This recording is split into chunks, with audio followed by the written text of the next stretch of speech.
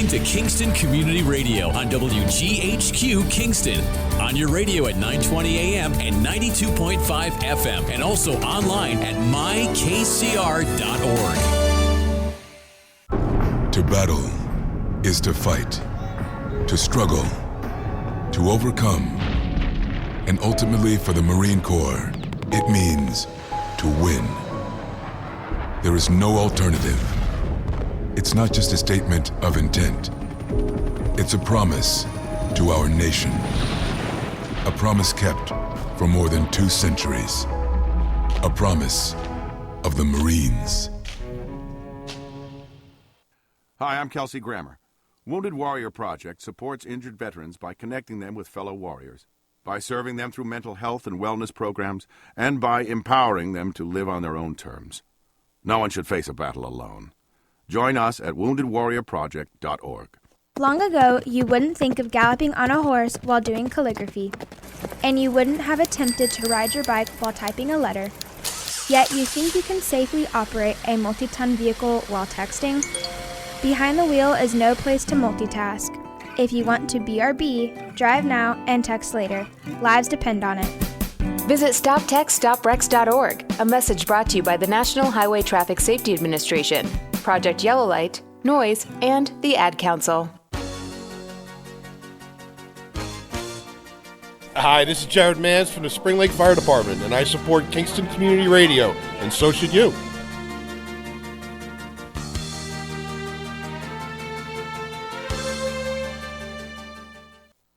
This portion of Kingston Community Radio is brought to you by Ulster Savings Bank. Visit their newest branch, conveniently located at the Ulster Commons Plaza in Lake Katrine. Experience the difference that local community banking offers with the convenience of another great location, easy access, plenty of parking, and a 24-hour ATM. Ulster Savings Bank, invested in community, invested in you. Member FDIC. All right, folks, this is Thunder Thursday. We're here, and you're there. You bet. And this is Tony Marmo. And this is Richard Cattabiani. 7 o'clock on the button today, Lawrence. That's good, man. I got a lot of envelopes to stuff, so I got to get back to my desk. All right. But if the phone rings, I got a relay message to come in here and get it. Okay, so I got fantastic. Yeah, we have our Lawrence talk. Introduce yourself. I'm sorry, my friend. Oh, I'm Richard Cattabiani. Yes, you are. Yes, I am. Yes, you are. This is Thunder Thursday, and we are here without the lightning as usual. And we have an amazing lineup of folks today. Yeah, happy to we say. We do. So how's your world going generally? Pretty good. Yesterday, representing Rotary, because one of our fundraisers, which is coming up, the Cap to Cap race, Right. which I'd like to talk a little bit later about, we had 7 combat veterans from 4 states Nice. kayaking down the Hudson River for 45 miles, 4 nights, 5 days. That's amazing. To raise awareness and hope and funds to address the veteran suicides and homelessness, which really can and does result from untreated post-traumatic stress disorder syndrome. In fact, at the gathering yesterday, Master of Ceremonies was Dr. Ann Marat, and we had some pretty notable folks, one of whom was Pat Ryan, Our county executive. Indeed, and he brought to the attention from the podium the sad and true case of Kyle Vanderwater, who was running for, I believe, the 19th Congressional District. I'm not quite sure. Yeah. But earlier this month, he killed himself. He committed suicide, and he was Bronze Star, meritorious service, born and raised right here in Rhinebeck, New York, and a veteran of Afghanistan and Kabul. And, you know, on the surface, he looked fine. Yeah, 41 years old. By the way. 41 years old, 3 children, a wife. And so that really drives the point home that, you know, the stats are staggering, Tony. 20 veterans, active service members, take their own lives every day. Right. More often than not due to untreated PTSD. And we have 13,000 veterans in Ulster County, and 5,000 of them are in immediate need. And we also know that in the United States of America, at any one given time, 49,000 veterans are homeless. Yeah. So staggering numbers. It really. is. So the Hudson Valley National Center for Veteran Reintegration is also sponsoring and helping this film featured by the Woodstock Film Festival. It's a world premiere, and the title of the film is Here is Better. Mm-hmm. In other words, stick around. Stick around. We're here to help you. So that was a great day for bringing people's awareness to it. And then, of course, Rotary is involved in the Rotary Capital to Capital Run, which is coming up on this month. And we give the proceeds from that excellent fundraiser to the Hudson Valley National Center for Veteran Reintegration, because we know service above self ought not to lead you to killing yourself. Correct. Yeah, I'm sorry to be so bleak, but we're right on the heels of an amazing thing. So right, actually, the reality of it. Yep. And a lot of folks. We had Kevin Keaveney on. Yep. And Miss Bugby. Yep. I think our last time you were on, correct? Was it? I wasn't here, but yeah. it was September 16th, and but you were. I really want to thank you publicly for fitting them in. Well, fitting Jessica and Kevin in, because they have a great message, and we just need to keep pounding this drum of support and help for our veterans who have served, selflessly our country. Certainly, the Afghanistan conflict appears to be over, but those scars last forever with folks that served there and have seen a lot of combat. Most people in this country don't have that because, conscription was discontinued actually just about when I was a high school senior back in, I hate to say this, early 70s. Let's just keep it at that. I've got socks older than that, Tony. I know, but yeah, it's a situation and a crisis that deserves to be in the forefront and spoken about as frequently as we can. And I think part of it has to do with, we typically serve about 45 veterans and their families each month, but we are seeing increased need for our services due to the troop withdrawal from Afghanistan. Yeah, sure. I think Jessica was talking about that. Yeah, both, veterans returning and veterans who have been home for a while, watching the fall of Afghanistan and the Kabul evacuation probably triggered some symptoms of mental health. Yeah, and especially with the Vietnam traumas. Veterans, I would say as well, right? That experienced that debacle back a long time ago, but it's the Vietnam vets have had a lot of difficulties, reintegrating. Many of them have left us as well. So this work is really important, and thanks to you and to Dr. Murat and countless others that our county executive that try to keep us focused on our veterans. Your Kingston Rotary Club does an amazing job with the Patriot House, and I know Colleen Mountford has been very active, amongst others, in your club. So we had our annual chicken barbecue great. The Sunday, the 26th, and Colleen brought 24 dinners, and they were delicious, substantial, half chicken, corn, potato salad, coleslaw. What half of the chicken? The good half? And with the best half of the chicken. And she brought them to the Patriot House and other veteran outreach centers. And great, fantastic. That's what we do, Rotary. Yeah. We serve those who serve. Exactly. Those that are in struggling either temporarily or on a more permanent basis. So good kudos to the Kingston Club and Kingston Rotary, which is the oldest club in our district, founded in 1916, which is staggering to me. Yep, I remember those 106 years old. Yeah, you were spry for 106 or whatever you are. You look pretty good, brother. So so what else is happening? What else is happening? Well, in your planet.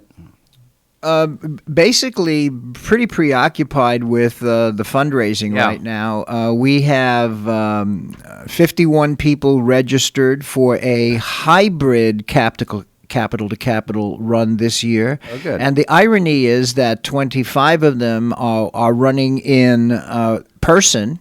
Great. And the other 24 or 25 are virtual. And we have 15 runners from the Philippines. Right. We have 5 states so far.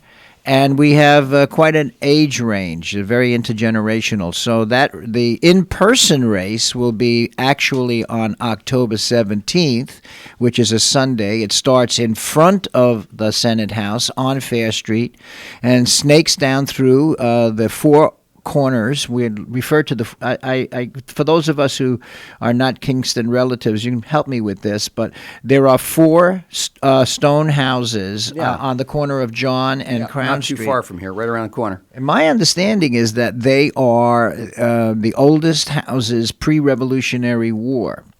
And Correct. so we pass by those. Right. One is the Person House, which That's is right. the county museum. The other 3 are... Well, one was where Rough Draft is, and the other 2, those 3 of those buildings are owned by Gerald Salenti. So. Well, he's done a great job. Thank you, Yes. Gerald. Yep, Whoever yep. you may be, I'm a big fan. He's a Bronx guy. There you go. And after we snake through there, we travel the refugee route down Hurley Avenue to the second Capitol, right there in the middle of Hurley, the Van Dusen House. Right. I mean, when you think about it, burning a city to the ground. Jeez Louise. Well. 2,300 plus folks on the refugee route, and and here we are. And we are the only place in the United States of America that has happened. Right. But then again, we are New Yorkers, and we often lead the way in some strange and we're way, pretty don't we? cool. Yeah.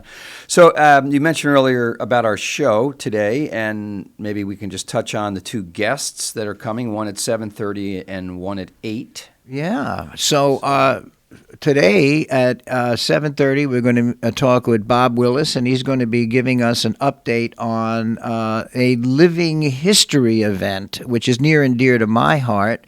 It's Veterans, the Living History Conference, and Bob will tell us about the World War II vets who are still with us, of course. My uncle's one of them. Excellent. He's 97, down in Staten Island. Wow. Second wave D-Day. Wow. Still drives, still swings a golf club. Well, I'm impressed. Yeah, he's a great guy. Really He's am. called into the show. I had him call in, I don't know, 6 months ago or so maybe.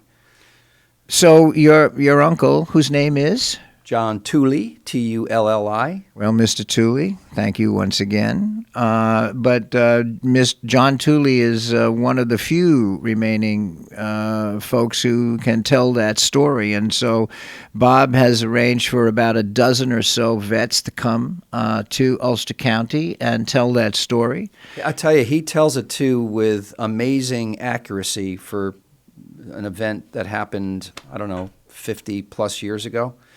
He can recount what he wants to bring out. Some of it, I'm sure, remains unspoken, right? Like many vets. Yeah. But obviously a different generation, different time, different purpose. But yeah, he tells a couple of humorous stories too in there as well. Finds the humor, and one was he was supposed to be at a listening post where this is after D-Day invasion, listening post, and the Germans were a few hundred yards away, maybe 100 yards away, with a huge hedge, that separated them, a thick hedge, and he and another fella were at a listening post, what they call a listening post, to see if any activity was happening.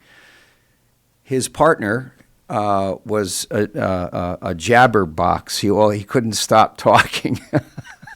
And my uncle said to him, I forget what his name was, Joe, we're supposed to be listening. All you're doing is talking. Right. He said, can you shut up for a while so we can listen and see what's going on? And it's a cute story that, in the midst of all this tension and situation where your life is on the line, he found a way to kind of cut through some of that and bring a little humor, like zip it up there, Charlie. So one of the, as you know, I volunteer with the Hudson Valley National Center for Veteran Reintegration, and I, along with Ray Cox and our friend Jillian Nadiak, have trained in Philadelphia to become facilitators for a national program called Warrior Writers. And we've been doing that since December December of 2020. And one of the more popular prompts, and you wouldn't think this is true, because they're very serious issues, are some of the comic relief stories that some of these men and women, now we're talking about people who've been in Korea, Vietnam, all the way through Kabul, Mogadishu, Afghanistan, Somalia, Iraq, and men and women. So ultimately, you would never think that you'd be laughing out loud with tears in your eyes at a writing session talking about PTSD, but that's exactly what happens. So therapeutic, I'm sure. It right? is. It's on the road to health. Yeah. Finding the laughter again and living again. Yep, that's great. Why don't we do a couple of announcements? Sure. I'll let you read this one since you have a lot of vowels in your name. I do. So happy to tell you that the Ulster County Italian American Foundation is having an Italian festival on Sunday, October 10th. You can find us there at 11 a.m. to 8 o'clock in the evening at the Kingston waterfront. It's great food, live music, family fun. Children's activities. Did I mention great food? Great food. Street performers. Did I mention there'd be a spaghetti eating contest? That's fun. I think that's great food, yeah? Yeah, it goes in fast. It's 3 pounds of spaghetti, how much you can eat in about 5 minutes. 5 or 6 minutes. Are we going to have our very own Joey Chestnut up here, the only guy? I did get a call from somebody and was asking, how she could sign up and what she could do basically to train. That's great. You come to my house on a Thursday night. Right. Okay, and we have some live music, and I like Angela Bruno, Andrew Hoban, Vanessa Raki, Vince Sciarelli and his band, a fellow named Corey Passaturo. That guy is the world famous accordion player in the Guinness Book of Records. I love it. Oh, yeah, he's going to be great. Let me just say that the accordion has been a much maligned instrument. Yes, I mean, when you leave the United States and you go to, certainly if you go down towards Mexico and or Central America or in Eastern European countries, the accordion is really quite a remarkable folk, lyric, and classical instrument. So I'm glad to hear that. From the old country, right? It came from a lot from Europe, but and you're saying South America. Yeah, so Corey is he's amazing. And by the way, his accordion is about the size of this table. It's no, it's not that big, but he's amazing. So I've actually, as a keyboard player, I've tried to play accordion, and I look down and I get dizzy. I just find it's really difficult. People, the virtuosos make it look so easy, like Willie Mays. How many keys are on? 88 keys on an accordion? No, on a piano. But the one that I think that Corey's going to play probably has somewhere between 73 and 80 keys. Wow. And, it really gets difficult because after a while, everything looks like black and white. But remember, also, we want to COVID-19 safety is still up and face forward. So we really want to remind people to protocols, right? Observe those outdoor protocols, okay? Yep. And here's something else that I really like, the shuttle buses. Yeah. So you want to tell us about the shuttle buses? Well, yeah, kudos to Tony Roser from Ulster County the Transportation, UCAT, and thanks to, again, County Executive Pat Ryan for providing shuttle buses from 3 locations. One is at the Herzog's Plaza to the right of Hannaford. That's where that one will be. And it'll make routes, regular routes, one from the Cornell Street parking lot across from Frank Guido's Little Italy, Thomas Street borders, right in between those two. And then the handicap parking would be at Kingston Point, so there'll be a bus running there. There'll be 2 buses doing loops all day long, essentially. That's great. So, thanks again to Tony Roser. Michael Dell is the closing act. He's an amazing musician, brings probably a 10 or 12-piece band. It's a huge sound. It's a great sound. Andrew Hoban, native Kingston, graduate of Kingston High, amazing operatic voice. Great. Will sing the Italian national anthem and the U.S. anthem and the opening ceremony. Angela Bruno is also local, sings everything pretty much in Italian. She'll do some English, but she's great. Yeah, it should be a great event. We have some amazing sponsors. Now, next week on this show will be Anna Brett, who's chairing the event, along with our president, Les Lombardi. So, yeah, we're looking forward to it, and we have the rosary beads already starting to be hung out on the clotheslines to make sure that we have a decent weather day. That's funny. That's great. So, yeah, that's going to be a lot of fun. And this weekend, my good friend and partner, Richard, is the Garlic Festival. That's Yum. October 2nd and 3rd, and that's up in Saugerties at Cantine Field, and that's a legend event that's been around for a long time. At least a dozen years. Oh, it's probably more than that. I think Pat Reppert started it basically in her farm with Dr. Ed Reppert, and now the Saugerties Kiwanis have taken it over and done an amazing job with it. And it gets people from far and wide into Ulster County. So that event is going on this weekend, and the Italian event, plus O Positive starts, the O Positive Festival for musicians and artists that don't have money for health insurance or dental work or mental health services.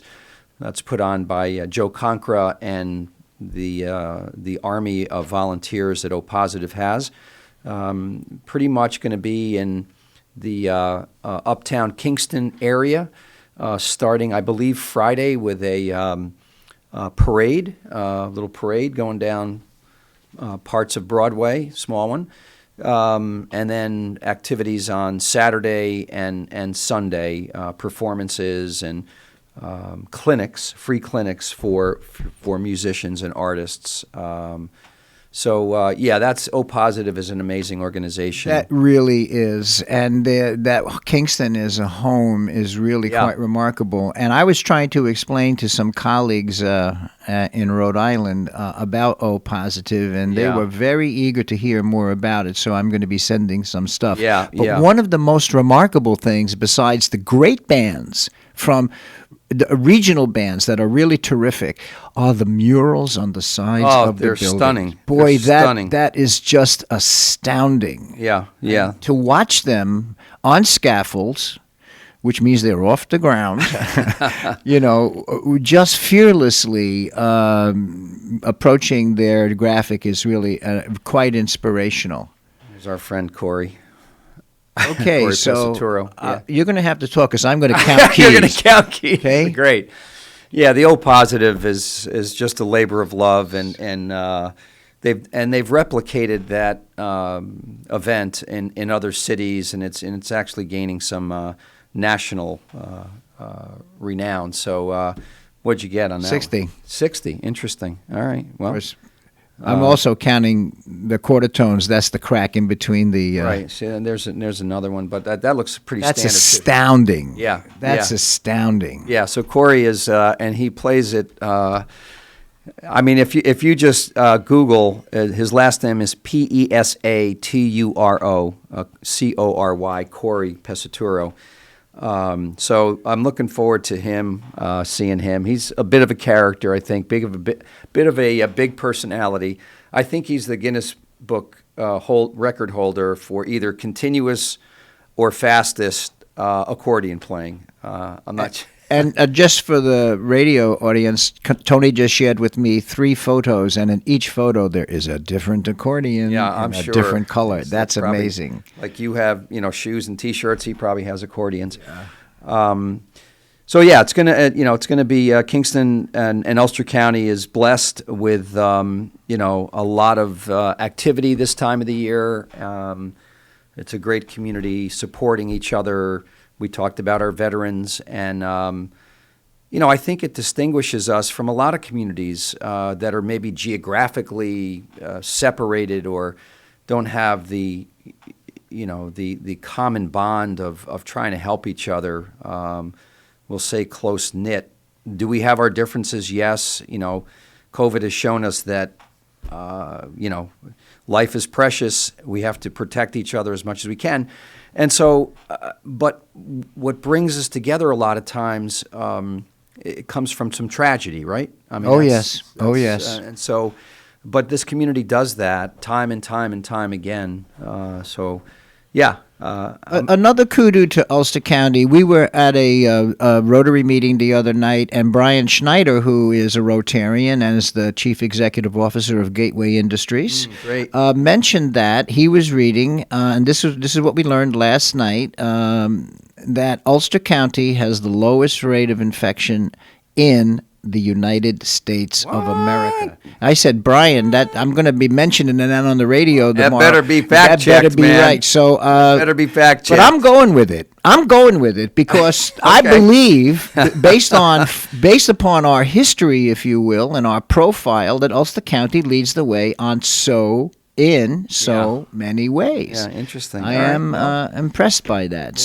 We'll take it. That's a high accomplishment. And another thing that people say is, how come we always book all of these events on the same weekend? Well, if you decided to have a common calendar, nobody would be doing anything. So when business gets good, that is to say, when festivals and music and food are all scheduled on the same weekend, it just means that things are getting better. Yeah. For a lot of people at the same time. So when business gets good, I think it gets good for everybody. Right. No, absolutely. So, yeah. But that's been a common lament for a long time, a community calendar. I don't know if an organization, I don't know if that's the chamber, I don't know if that's the county or someplace, could put together a common calendar. That would be quite amazing. But then people would have to participate correctly. They'd have to say, oh yeah, we're having an Italian festival, or we're having an Irish festival, whatever festival. But I guess it kind of happens because the Garlic Festival has moved a couple of times, maybe to kind of fit a slot there was not a lot going on that weekend. But look, it's a fairly well-populated county, and I've had calls from, believe it or not, Long Island about our Italian festival, because there's not many ethnic, non-religious festivals anymore. It's just, even the church bazaars have diminished, they've kind of dropped. Ethnic, non-religious festivals, that's a very good qualification. Yeah. That's a niche market. Church bazaars, and so, folks are getting older that are church parishioners, and it's not easy to put on one of these festivals. I mean, we were unsure about this one, the Italian festival, because of mass gathering issues and what's going to happen with the Delta variant, and is the governor or somebody going to put a kibosh on it? I don't know if that's Italian or not, but we're making it. Kiboshi. That's Italian. So we started pulling this together probably late in August and it's, we're getting there. And we're and I'm sure Les and Anna will mention the generosity of our community because the proceeds from the festival go to fund our educational awards program for high school students, our community cares program, very similar to Rotary, where we're helping folks food insufficiency, clothing needs, time of the year for overcoats, Coats. Yes, I got a telephone call from Pat Sullivan. Mr. Sullivan. Forgive me if you're listening, but he's an incoming Rotary District Governor, and Peter Sullivan. Yeah, Peter Sullivan. Thank you. Yeah, great guy. And so I'm meeting him to pick up my 10 Rotary coat signs because we're going to have a coat drive for Rotary, as you mentioned, because sure. It's cold. It's the season. Not everybody is lucky as the two of us. Right, exactly. Many of our listeners, perhaps. Most of us have a good used winter coat that we haven't worn for whatever reason, and it can be donated if it's in good used condition. Some of the clubs actually go out and buy on sale new coats. So everyone kind of takes a different approach at it. But at the end, we're helping our community, and it's going to get chilly. We know that. It's already starting. Yep. Right? I got a sweater on today. today. To be in the 30s, and so coming up. So so it's 7:27 in the morning. This is Kingston Community Radio Thunder Thursday. Tony Marmo and my partner Richard Cattabiani, and we're here, and hopefully you're enjoying. How about November 4th, Lawrence?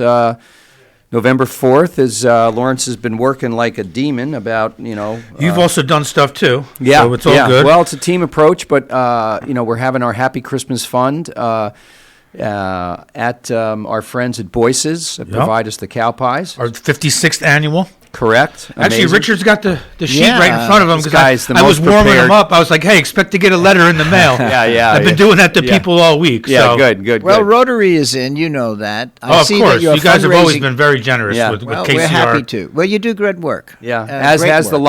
the Kingston And Lions Kiwanis, Foundation. and Kiwanis is in this year too. So Yeah. all three of them. It's great.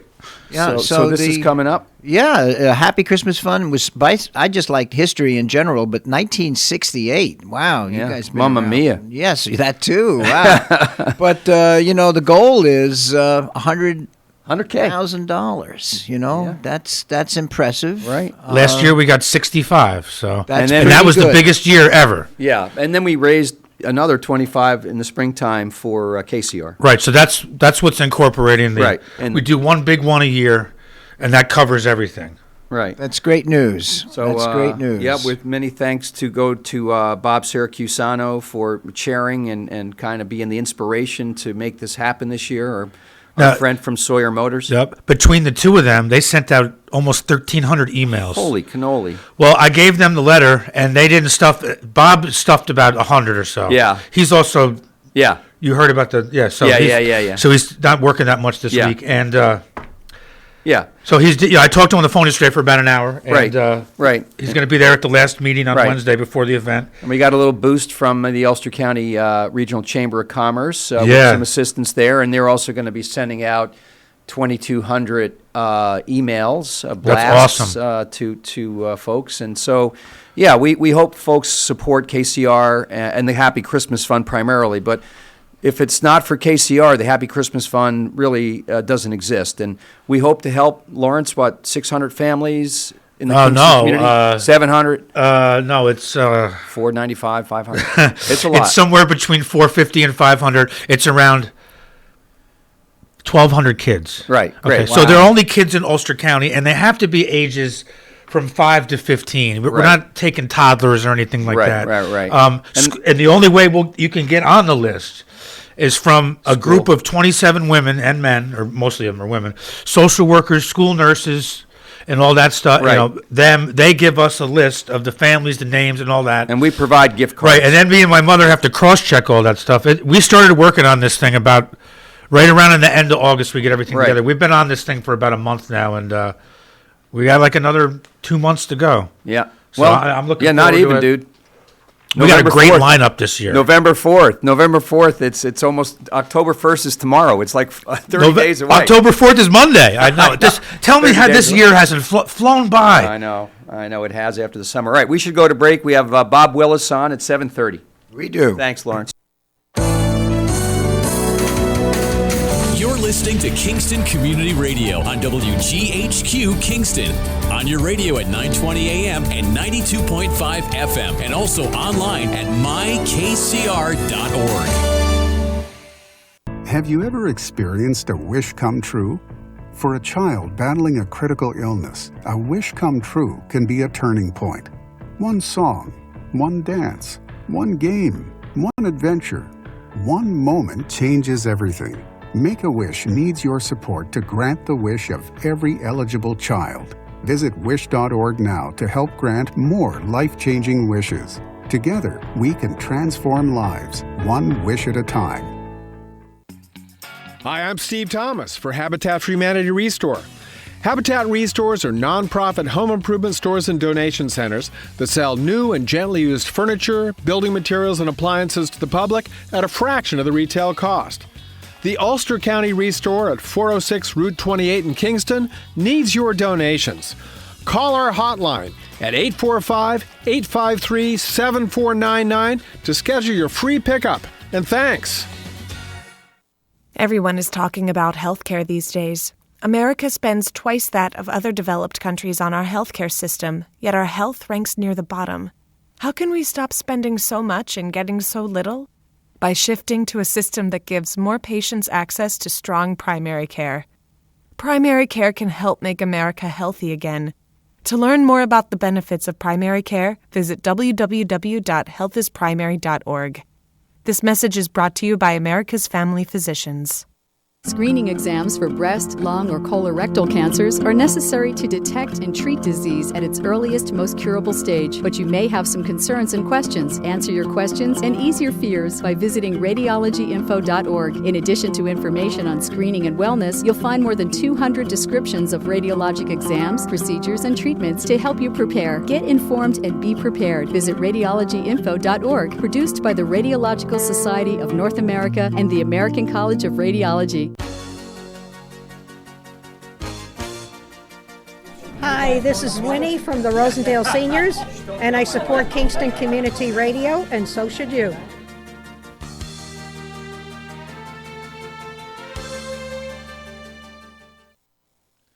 This portion of Kingston Community Radio has been brought to you by the First Savings Bank in Ulster County that still remains local to this day. Ulster Savings Bank, a community bank that's invested in local business, invested in community, invested in you. Ulster Savings Bank, your one-stop resource for everything local. Locations throughout the Hudson Valley and online at ulstersavings.com. Member FDIC. Good morning. We're back. I have with us today our first guest, Bob Willis, who is here to talk a little bit about a very important upcoming event. It's called For God and Country. It's a living history event, which is scheduled for October 23. So, Bob, good morning. And good morning, Bob Willis. How are you? Good morning. Thank you morning. for letting me talk here. Thank you for being on. We appreciate it. We saw you standing, I remember seeing you standing at the Chamber event not too long ago, handing out flyers about this event. So thank you for continuing to support veterans programs and activities and shining a light on a crisis in our country, right? Exactly. It's been a crisis for a long time. Right, right. Not like what we had growing up. Yeah, so when we first met, I met Bob quite interestingly, serendipitously. I was at the Hurley Heritage Museum doing a docent duty, and Bob came in and we had this chat, and this chat led to this interview. And it was a very good day for both of us. And I found, in that conversation, I realized that Bob knew Sheldy Zimbler. Oh, yeah. I knew. And Shelly was the very first man that I met when I was at SUNY Ulster. Who amazing guy. Oh, absolutely. He wrote a great book called Undaunted Valor, The Men of Muckdom in Their Own Words, which I read. Mm-hmm. And I want to just say the segue here is that the program that Bob is presenting deals with veterans from World War II who can tell their story in their own words. And that oral tradition is so important. So, Bob, tell us a little bit about what we can expect. Well, first off, thank you for letting me come on here and promote the event. It's called God and Country Veterans Living History Event. That will be October 23rd at the Best Western Hotel. We have two parts to the event. We have the Living History event, which starts at 8 a.m. to approximately 3:45 to 4 p.m. We'll have a break for lunch, nice hot buffet lunch. The prices include the lunch. That's $25 for adults, $20 for veterans, and $15 for students if you buy ahead of time. And then it's $30 at the door for adults and $25 at the door for veterans, and students are still $15, 18 and under. Then we have a dinner to honor all our veterans Saturday evening. and that dinner is $45, also at the Best Western. And we're going to have the Bruderhof High School Choir performing. Going to be amazing. From Mount Academy, yeah, they're great. Well, you're not kidding. Plus, we're going to have a soloist from the Phoenicia International Festival of Voices to help accompany them. Wow. So Maria Tadaro or Louis Ote, one of those? Yeah, well, we're not sure yet. They're working on it. We don't know yet, but they will be bringing someone. And that's going to go in, conjunction with the choir. Now, he's not mending into the choir, but it'll be part of the entertainment for the night. And so we're really excited about that. So let me just introduce the project a little bit. Please. Basically, we are a 501c3 nonprofit, and the name of our 501c3 is called Veterans Honored for His Glory. God gave me everything. He gave me the name of the event. He gave me everything. All the details just came to me through him. Great. So we'll start off with our first speaker. That's going to be Lou Paper, all right? And he's an author. And he wrote the book called In the Cauldron, Cauldron. I would highly recommend anybody that get a chance that likes to read, pick up this book and read it before the event. I did just purchase 16 hardcover books yesterday from Barnes & Noble, so we will have 16 books available at the event, and the author will sign them. The book is all about Ambassador Grew. He was the U.S. ambassador to Japan from 1932 to 1942. Of course, the last 6 months he was in prison, all right, over in Japan. The author was going to originally write a book about 1941. Well, as a lot of things happened in 41. The DiMaggio's 56 game, right. Ted Williams, the 400 hitting, it was pretty exciting. But then when he got to the Pearl Harbor, which was a major event, obviously, that year, he discovered the notes and diary of Ambassador Grew, which were extensive, almost minute to minute. Wow. Type information. So he basically, when we went through all that, he dropped everything else and he says, this has got to be told. Yeah. So that book is all about, it will give you into the heads of FDR, our Secretary of State, Cordell Stewart, and the Japanese government, and it'll explain the lead up to why did Pearl Harbor happen. Yeah, and that's great. And you have to make your own conclusion of, at the end of the book, is how much did FDR really know. And I won't expand on that. And the author will be here to talk about that. Wow, that's fantastic. And how old is Lou? Lou's got to be in the 70s, early 70s. Okay. He's young fella. He's a lawyer. He's an author. He wrote about 3 other really highly acclaimed books. One on Kennedy, and I forget the other couple books he wrote. But he's a well-known author. Okay, and so that'll set the stage for the Saturday morning event. Great. And then we will. We did have. And this is a sad note this morning, Armando Chick Gayala is a Pearl Harbor survivor, and right now he is in the hospital. Having health issues. And it's not looking good. Okay. All right. So we do want to send our there prayers good, out to him. He's not that old. He's only 100. And God bless him. The guy has been super amazing. He's spoken at my event at least 3 times, and he's answered the call every time I needed him. That's great. He's come. Well, prayers and thoughts for him and his family. Yeah, it's a tough deal right now. And he also was a Bronze Star, awarded Bronze Star. He was an island hopping campaign with the Army. Secondly, the next speaker that we'll have, veteran speaker, will be, and this is amazing here, Jack Holder. You can look him up on the internet. He's from the Phoenix, Arizona area.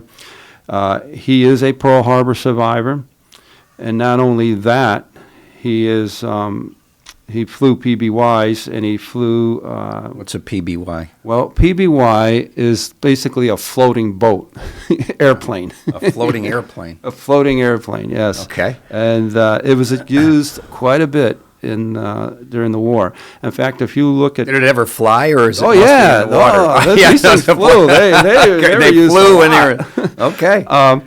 I guess you could say is when you look at some of the famous photographs of Pearl Harbor, the bombing, and you see a photograph of the backside of a sailor standing, and you see in the foreground the flames and burning and airplanes, well, those are the PBYs on Ford Island. Yeah. That's where Jack was when the bombing hit. Wow. He, as soon as the bombing started, the raid, he and his 4 other crew members ran out of the hangar, and they jumped into an open sewer ditch. And the Japanese fighter pilot came right down through and strafed them right through the sewer ditch. And it was so close that Jack said he could see his face and eyes and everything. And thankfully, all 5 of them survived that. Oh, boy. And so that was his part in Pearl Harbor. I mean, it's amazing. Then let me just say something about that for a minute, because our next guest actually knows about this, because we worked together, and because of that, I went to the University of Arizona, and at the University of Arizona, they have the anchor of the USS Arizona as a central fixture point and focal point of the campus. This is a huge school. The anchor's really, really, really large, and it's about 3 stories down, and so people can walk around the anchor like you would in a museum. So the University of Arizona paid tribute to the USS Arizona, and as I see, Jack Holder is an Arizonian. So. Yes. And the interesting part of his story is that his unit, there's 2 squadrons of the PBYs, and on May 29th, the squadrons were dispatched to Midway Island. And at that point, we had broken the code of the Japanese, and we knew that they were coming to Midway Island. So around June 3rd, they were dispatched up in the air to find the Japanese. And then the other squadron did locate a certain ship and called it in, but it was all garbled called into the Yorktown, and they couldn't understand it. So then Jack's plane, about a few minutes later, called it in, and that was clearly understood. And what my understanding is that when the Armada was coming into Midway, the USS Nautilus, on its maiden voyage, the submarine, was out there, and it was discovered by the Japanese. So the admiral of the Japanese fleet dispatched one of the destroyers off the Armada to go chase it and sink this Nautilus. So the Nautilus now is getting bombed, depth charges and so forth, and getting thrown around. Well, that's the ship that Jack's plane discovered. And as he's over that destroyer and the Nautilus is underneath it at the same moment, well, we're also going to have Hank Kudzik, who was on the Nautilus at that moment.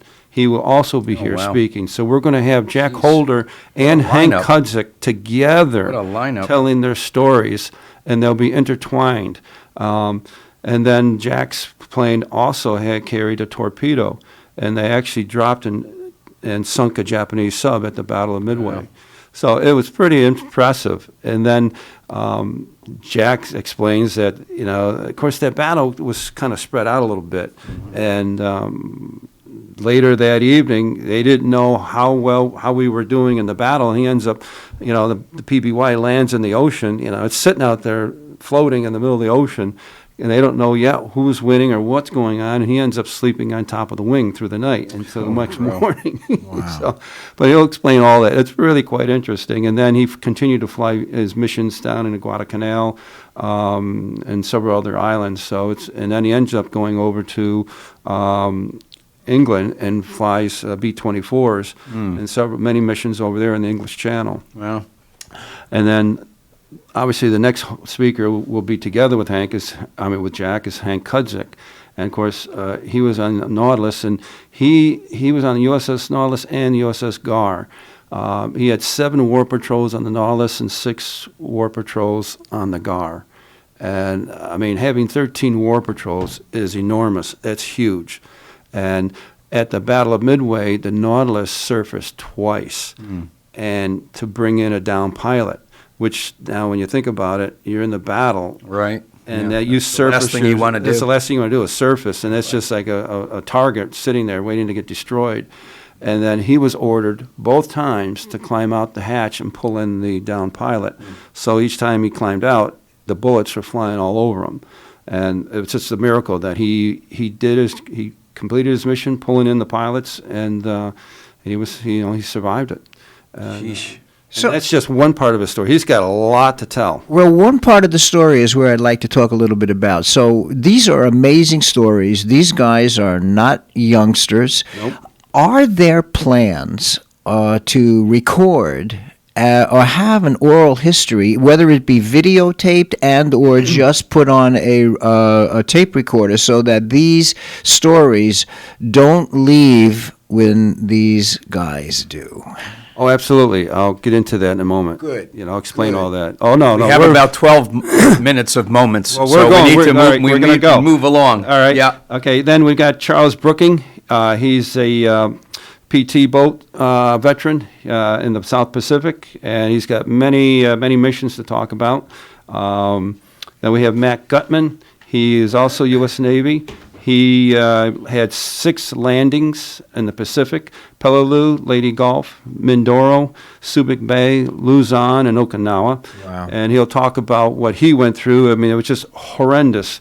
I can't even really get into it too deep. It's really a bad situation he went through.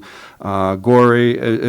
But he'll be here to tell about it. It's very difficult. A Higgins boat driver, Mr. Gutman. What is a Higgins boat? Right? Well, the Higgins boats were also used on D-Day, the famous Higgins boats, where the men were packed in. And then the land to shore things? And the men can run on the shore. Okay, I understand. I was telling Richard, my uncle, who's 97, lives in Staten Island, World War II veteran, second wave of D-Day, recounts that story amazingly. I wish I could get him up to Well, this we'd love event. to have him come up here. Yeah, I'm going to have to see We're if gonna my work guy on Got to can see if we can get him up here. I know In that. fact, I know I'd that. love to have his story. Yeah, he's got a great story. Well, and then he tells you, it. You got to get him here. I'm going to Serious. try. He lives in Staten Island. That's okay. It's not that far. I know it's not. I'm going to talk to my cousin I got about it. guys coming from Arizona. I Florida. know. Staten Island's around the corner. I know. And these guys are 100 years old. He's not. He's a young kid at 97. All right. Okay, keep now going. the next one. We got Bernie Rutchin. That's an amazing story there right now. He's 2nd Marine Division, gunnery sergeant, fought on Saipan, hand-to-hand combat, Antinian, received a Purple Heart. He ended up coming at the end of the war. He ends up joining the National Guard, and guess what? He gets called into Korea, goes back into combat, and gets another Purple Heart. My goodness. And he was a former New York State trooper, Wow. and he rode Harleys for the troopers. He retired in 1969, and then he moved to New Hampshire where he can be free. right, I guess. So right now he's recovering from surgery, and he's anticipating that he'll be here for this. He wants to come. He was going to come here anyways to visit family and friends. So this just kind of put another ambition here to get here. Next, we have Alan Moskin. He's actually our only New York guy. He's from the Nanuet area, and he fought. He was in the U.S. Army, 66th Infantry, 71st Division. He was part of Patton's Third Army. He fought in France, Germany, and Austria, and he helped liberate Gunskirchen concentration camp. And he's been on TV many times. He's a well-known speaker. And he'll talk about that whole episode. Impressive. Indeed. And then we have Joshua Kaufman. Now, we're not sure yet how we're going to handle this because he cannot come here. He's from L.A. His wife is in hospice right now. Zoom him in, man, if you can. So we're thinking about a Zoom because this guy's amazing story. He's at age 15. He was taking the bodies out of the ovens, and those people that had that job didn't last long.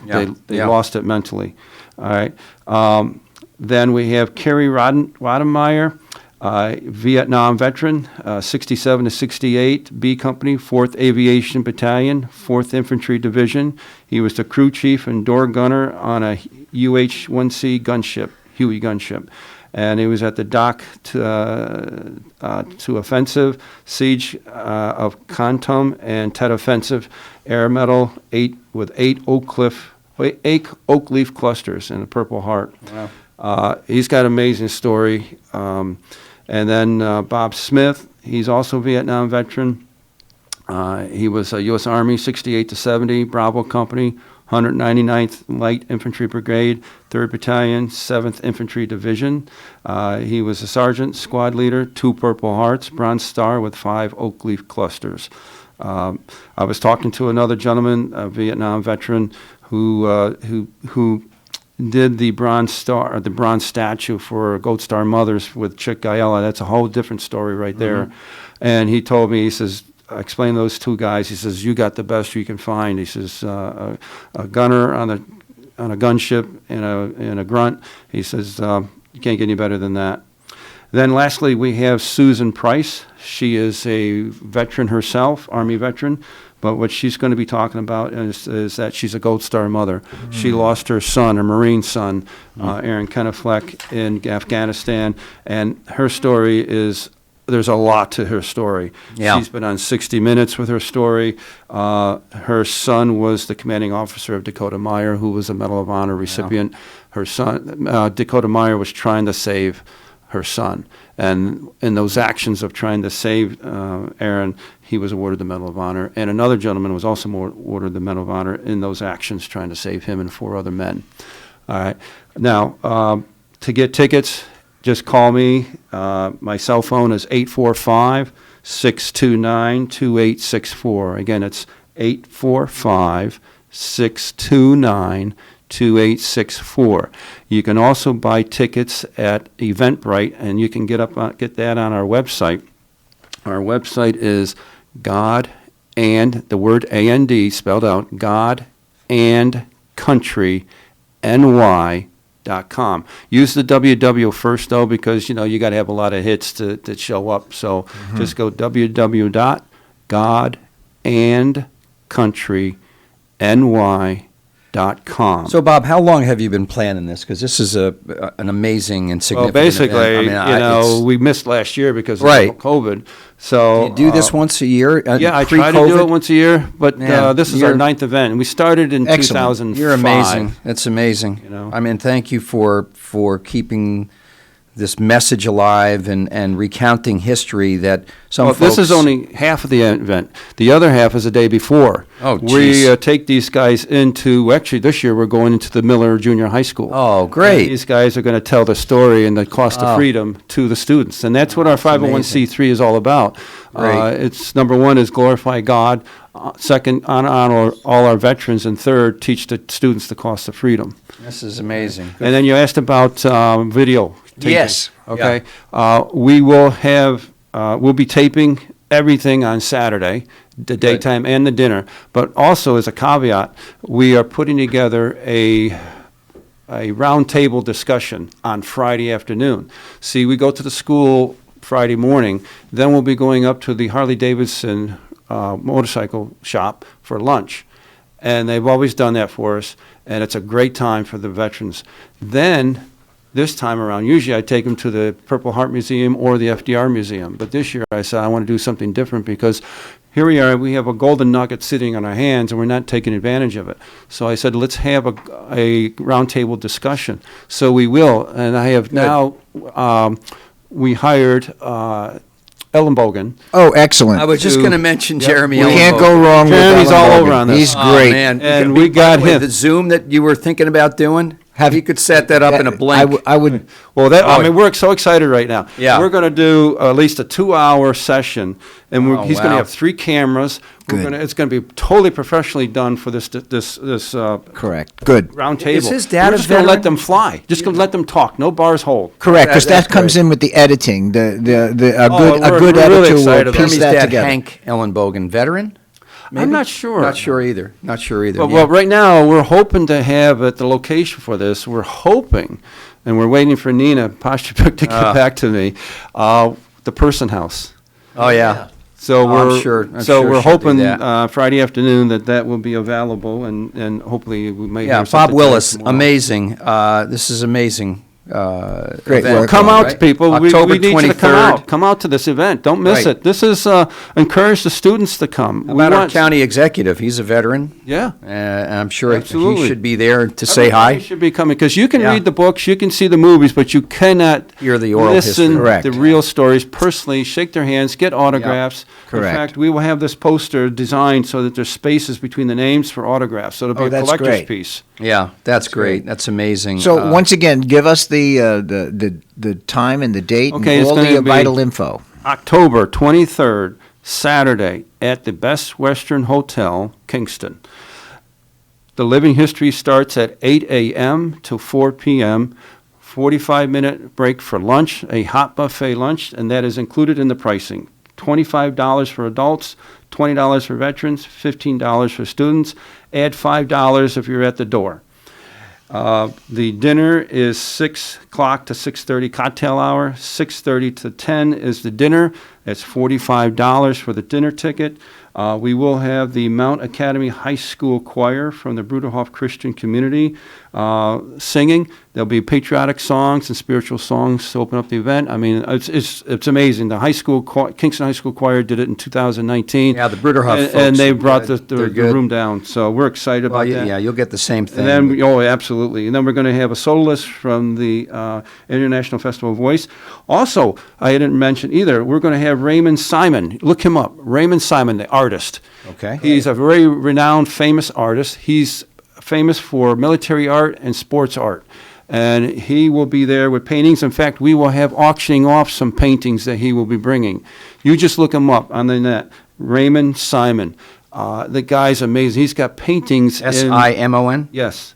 He's got paintings in the Washington Library, Mount Vernon. He's got paintings in the Pentagon. He's got paintings everywhere. It's one of his paintings of Lincoln. Very reading Norman to Rockwell. children. Gorgeous. Very much like See Norman. the one in Washington. Yeah. Norman He's like a Norman Rockwell-ish. Rockwell. Yep. And Yep. he'll be Very there with clear. his artwork, and it's just an amazing event.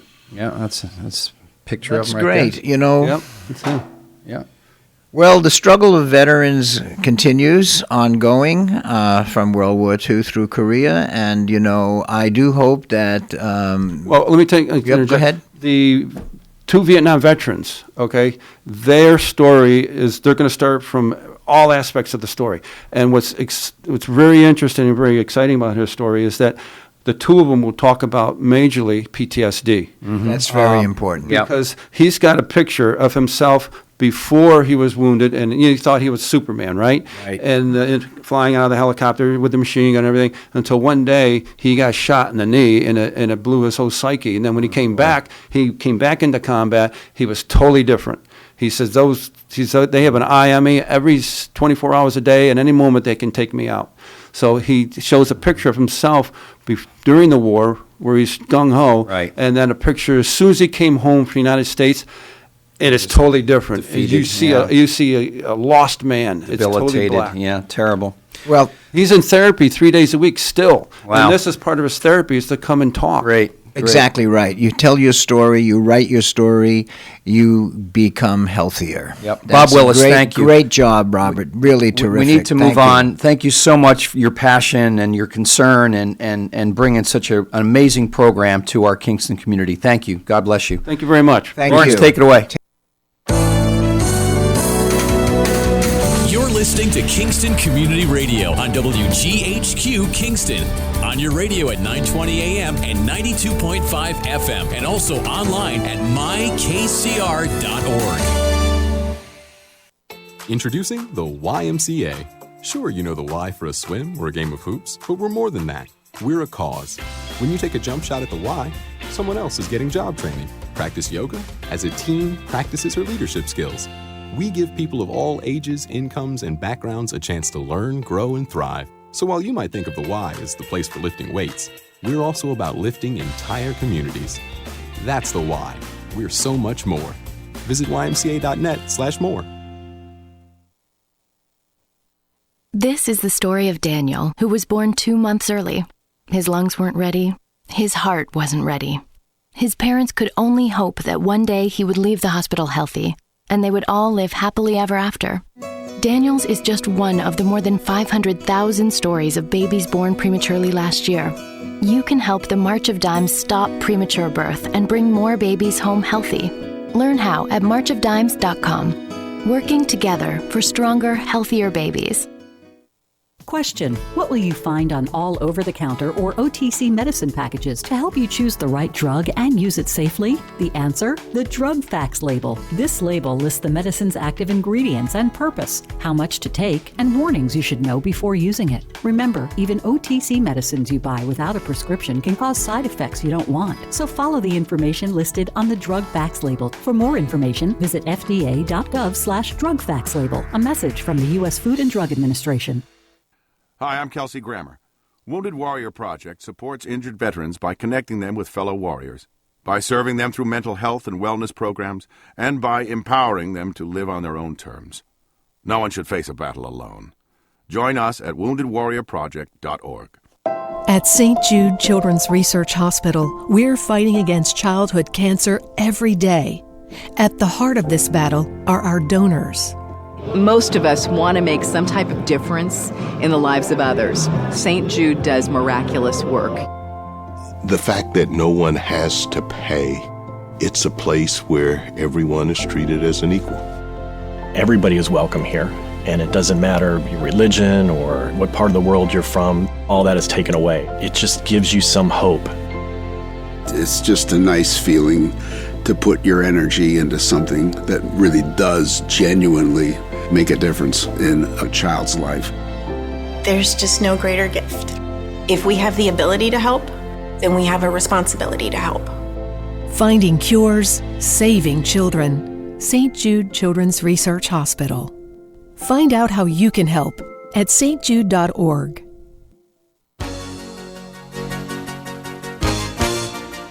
Hi, I'm Ruth Quick from Town of Ulster. I support Kingston Community Radio, and you should too.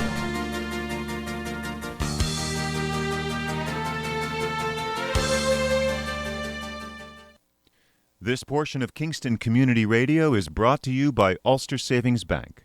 Visit their newest branch, conveniently located at the Ulster Commons Plaza in Lake Katrine. Experience the difference that local community banking offers with the convenience of another great location, easy access, plenty of parking, and a 24-hour ATM. Ulster Savings Bank, invested in community, invested in you. Member FDIC. All right, folks, we're back. This is Thunder Thursday, and we're bringing the thunder today, man. We are. This is Tony Marmo. And Richard Cattabiani. And we're joined by our great guest, Arnaldo Sehwerert. And we're going to hold off on him because there's folks that are celebrating birthdays today, Richard. Yes, there are. And why don't you read a couple, and we'll enlist Arnaldo to read a few? Excellent. So, a happy birthday to Winnie Barnes from your friends at the Rosendale Senior Center. Okay. And a very happy birthday to Maria Teresa Knauth from your friends at the Wellness and Healthy Lifestyle Club. Happy Said that birthday. so well, didn't he? Well, you're a natural. Okay. All right, you're up there, big guy. All right. Well, I also have here a birthday wish for Winnie Barnes from her friends at the Wellness and Healthy Lifestyle Club. She's a popular lady. Winnie has got her stuff going on there. Yep. I know, and so does Maria Teresa Knauth. Oh, she's another one. Whoa. She's popular from her friends at the Town of Ulster Senior Club. So okay. Happy All right. birthday, So the winner of the delicious cow pie from Boyce Dairy Milk House at 62 on Neal Street, where we will be having our Happy Christmas Fund on November 4th, just FYI, is for September 30th, Winnie Barnes. Congratulations, Winnie. All right. And then somebody can do a moo. Well, you did that quite well, sir. Cow pie. All right. So, and I have to announce one other birthday for tomorrow, which we won't be here, but I want to wish our grandson, Adrian Patrick Marmo, a happy 5th birthday. Congratulations. 5 years old, little That's Adrian. wonderful. It's a great age. He is full of inquisition. Whirlwind and a whirling dervish on 2 legs. Now, you have some grandchildren, too, about that age, right, Arnaldo? I got one, Sebastian, that's 8, and Nicholas, that is 13. Okay. Nicholas is 13 already? Going on 50, yeah. He knows everything. Wow. So, yeah. I remember when he was born. My goodness. That's 13 years ago? Okay, I have to lay down now, guys. You need a nap. I'm a little tired. You need a nap. So, anyway, welcome. I know you guys know each other.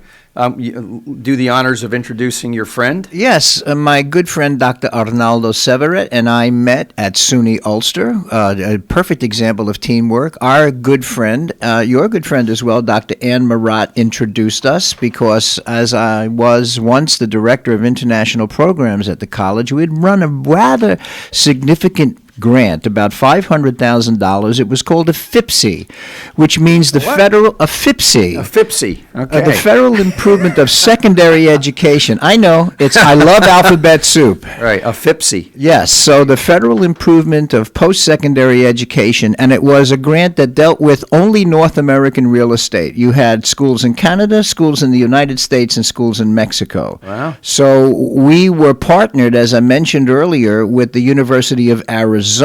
That was our American partner. Our Canadian partner was the University of Manitoba, and then our Mexican partner was the Instituto de Sonora de Tecnológico. I killed that. But you did pretty good. But I know no Spanish. So Ann Marat said, you've got to meet Arnaldo Sehwerert, and you're going to take him with you because you got a lot of money, and he's going to make sure you don't lose any of it.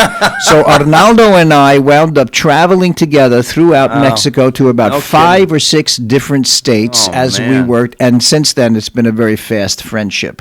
I trust him implicitly with just about any fiduciary matter. Wow. So that's how we met. Interesting. You don't want to trust me with translations. Oh, well, very, very, very quickly. We were in Cuernavaca, a city of eternal spring, and we were bunking in a what we'd call a bed and breakfast provided by the college. And, of course, there was one instance where there was no toilet tissue. Okay. It's a family show, by the way. I'm aware of that. You're cleaning this up, huh? That's a funny pun. So Arnaldo is fluent on so many levels, and I said, how do I ask for toilet paper? He says, well, you tell her this, and then he tells me what to say, and I say it with this benign face, and she's horrified. She's horrified because I said, what did you tell me to ask her for? He says, well, I told her you had to go to the bathroom, and did you have any banana leaves? And that is a perfect example of how Arnaldo works. He's a tremendous scholar and knows his stuff, but he's really down to earth and never misses an opportunity to zing it. And I think he's an honorary Brooklynite. I mean, I really relate to that. So that's how we met. I think she's still laughing. Yeah, that was funny. But tell us your story and your background, Arnaldo. Tell the listeners, because I mean, you and I have known each other for a long time. Maybe not as long as you and Richard, but it's been many years. Well, thank you for having me here. It's always such a pleasure to be in the same place with friends. Well, I was born in Cuba, and like most of or a lot of people in my generation, we had to leave early because of the political situation with the Castro brothers and so forth, and ended up in Venezuela.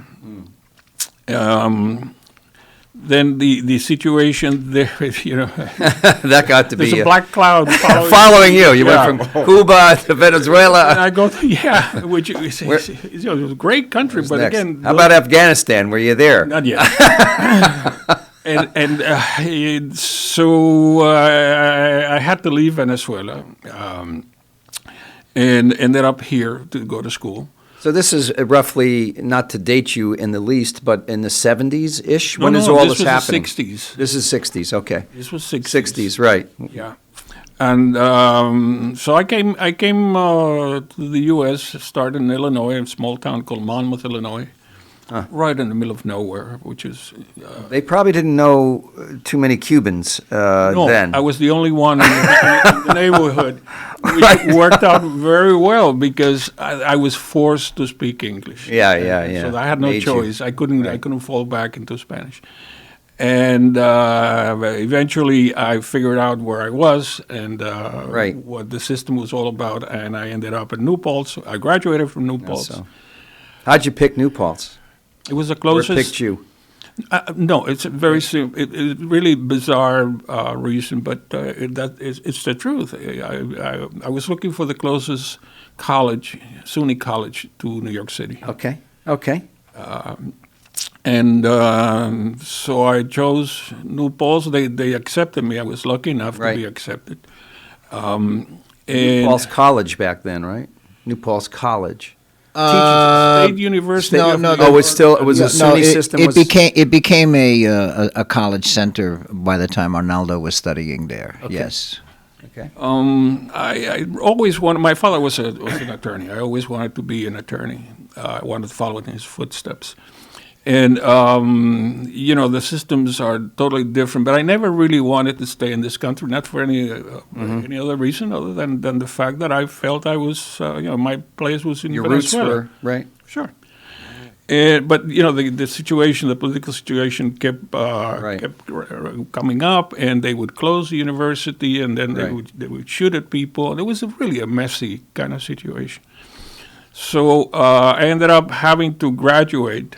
I always wanted to go back, but again, couldn't. By the time I finished with my bachelor's degree, if I wanted to go back to school in Venezuela to start my law career, I would have to start from scratch. So I basically would have lost 4 years of study. And the thing to do then was, again, following my dad's recommendation. He said, why don't you look into business administration, because I think that's going to be the future, and da-di-da-di-da-di-da. And, I ended up at SUNY Binghamton for a master's. And there I met Professor George Westacott, who had just graduated from Cornell. And as I am graduating from SUNY Binghamton, he says, I think you should do a PhD. I didn't have any idea what a PhD was all about, honestly. Had you been working by that point, or you were still in academia? You're just going through your schooling?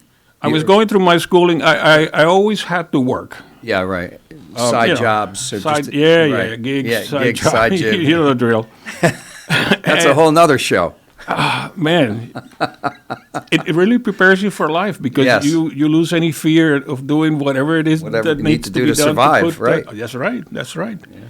So so George was instrumental of me going into the doctoral program at Cornell, which I completed in 1977.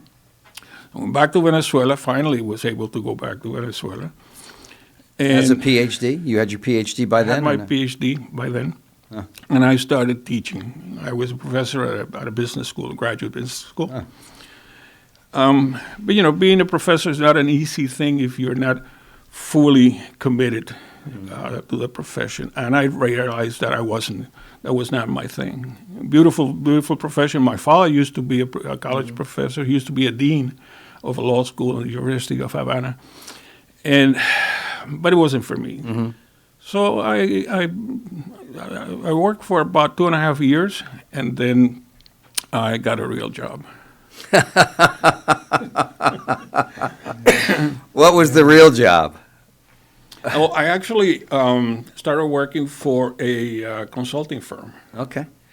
And it was a management recruiting firm and HR consulting firm. Right. Yeah. So eventually I became a partner. I think I stayed there for about 7 years or so. And then I moved to the biggest brewery in the country.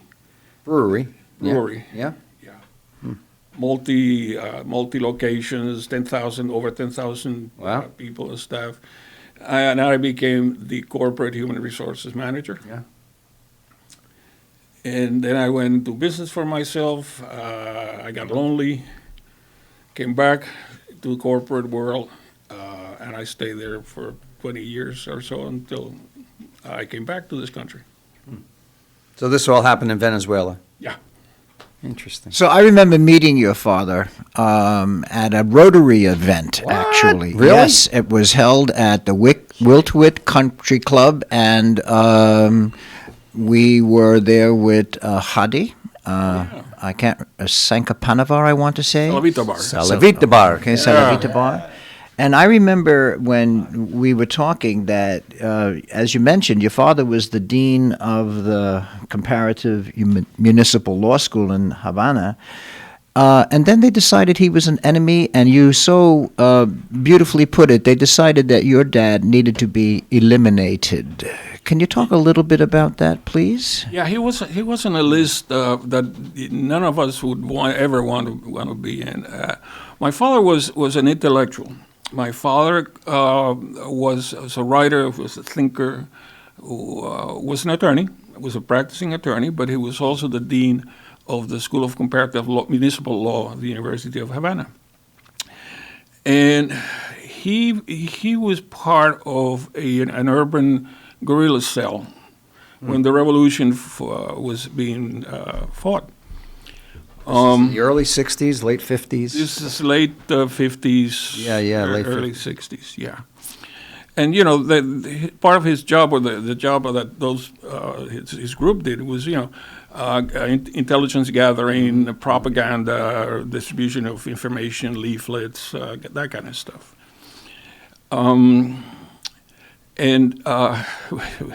Remember as a boy, we had a 1958 Plymouth. It was white and yellow and white, horrible color, right? But and he had a .45 caliber pistol in his in the glove compartment. Yeah. And I always it was a combination of wow, my father has a gun kind of thing, and gee, why does he have a gun in there? Yeah, this is a little scary. This is scary stuff. Yeah. And in retrospect, I'm so happy he never had to use that. Yeah. Because he would have shot himself in the foot.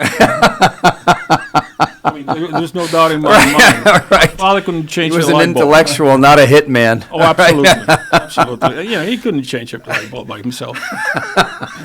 So, but he was part of the group of people who actually worked in the values and the systems and da-di-da-di-da-di-da. After the revolution, he was also part of the group of people who started working on the new legislative codes and so forth and so on. So he worked with the Castro regime. Oh, yeah. Yeah, he was in there. So which is probably why he was deemed, a threat. Correct.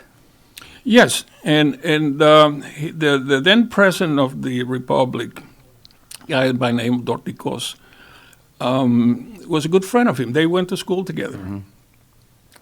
And he would go to the presidential palace on a regular basis. And then, again, they would discuss what to do with this legislation, what's the appropriate way to do it, what should we do, da-di-da-di-da. Pretty innocent, right? Innocent stuff just to help Cuba. Help the people. I mean, this is there was not like let's plot against the United States. Oh no, right? no. This is like how do we improve the status and health of our people? Yeah. Right. I mean, this is he was correct. Correct. He was an idealist. Yeah. He was a true revolutionary. Yeah. And he wanted the best for the country and the people and us. I guess. How could he be faulted? You can't fault that. No. So one day he started, and this is him telling me what went on. He said one day he started looking at who was being put in key positions in government, and he didn't like. These people never fought for the revolution. These people are really not representative of what we want to do with this country. And he started opening his mouth, which he did very well. I mean, right. He had a gift. He had a gift. Yeah. And so he's talking to his friend, not the president of the republic. Right. He's talking to his friend, the guy who he went to school with. And there were always some excuses or some valid reason. Right. But his position, the way he thought, his analysis became very well known. And again, this is him. So he got a higher profile now, right? Oh, yeah. He's now poking his head up and saying, hey, listen to this. I got something to say. Yeah, what's going on? pass the page. This goes on for a while, and then he gets a call from the private secretary to the president, and she says, "Would you come to the office?" And he said, "Sure." He thought it was going to be more discussion, and she says, "The president wants me to let you know that you should leave the country as soon as possible because you're on a hit list." Wow. And I think it took us maybe 3 or 4 days, and we were out. As in, like a CIA hit list, or I think it was an internal Cuban, we don't like you kind of thing. Okay, yeah. All right, yeah. So listen, Arnaldo, there are gifts. The apple falls so far from the tree, correct? And I've known you professionally for quite a long time, and you're my friend. And I'd like you to tell me and Tony and everyone else, what gifts did Arnaldo Sr. give you? What was some of the gifts he gave you that made you quite a successful person and most well respected in the county? Can you share a little bit with that? Well, I think commitment comes to mind. You really have to be committed. You have to be committed to who you are, to your values, to what's right. And I think that's, I'm still a little bit of an idealist. I do think that things can be made better if you work at it, if you do your part. Right. Huh? And if you're realistic about it. But you cannot just say, "Oh, this is not possible. Don't try it." Nah. It's great. You got to try it. But it sounded like he didn't raise an introvert. I'm knowing this fine man for a long time. I don't think he's got an introverted bone in his body. No. Maybe when he's sleeping, but we're not sure of that. No. And I've been accused of talking in my sleep. That's funny. But, so the guy was very honest in terms of his values and his purposes. And he was an idealist. Siblings for you? Yes. I have a sister who lives in Spain. She's a chemical engineer. Wow. Much to my surprise. Never thought she would have that in her head. Because my father was an attorney. My mother was a dentist. And so you would think that maybe some of us a mixed blend, a blend. Right. No, my sister is a chemical engineer. Yeah. And my brother was a medical doctor. Okay. Well, I ended up being a little bit of both. Richard asked about your dad. I'm curious how your mother influenced you. My mother was the eternal optimist. There you go. That works. My mother was a very, very, very strong character woman, but a mild, and my image of her is smiling. She graduated from conservatory at the age of 14. She used to play the piano. Mamma mia. She used to play the piano. How about silencing that one somehow? Sit on it. I wish you could see that, ladies and gentlemen. This is a Sehwerert solution. Sit on the phone. Sit on the phone. It'll stop. Wonderful. Wonderful. It works. It works. So, it's a good one. Yeah, my mom. I love it. Your mom. So, yeah. She was a dentist. She was a piano concert player at 14. And she made a mistake of trying to teach me how to play the piano when I was, I think it was 6. 10. Oh no, younger than that. Younger than that. And you don't do that. 5, 6-year-old boy. She thought you were a prodigy, that you would be, this is a way to have success and fame. We all make mistakes. I think hers was to think that she could actually teach. Musical, yeah. Yeah. Well, were you musically inclined or not really? I will say yes. I will say yes. In those days, no. Probably not. Probably not. Well, 6, 7 years old. I'm sorry I didn't understand what she was trying to do. I'm sorry. She remembering my mom right now. It's telling me, you're going to be sorry one of these days. Well, she was right.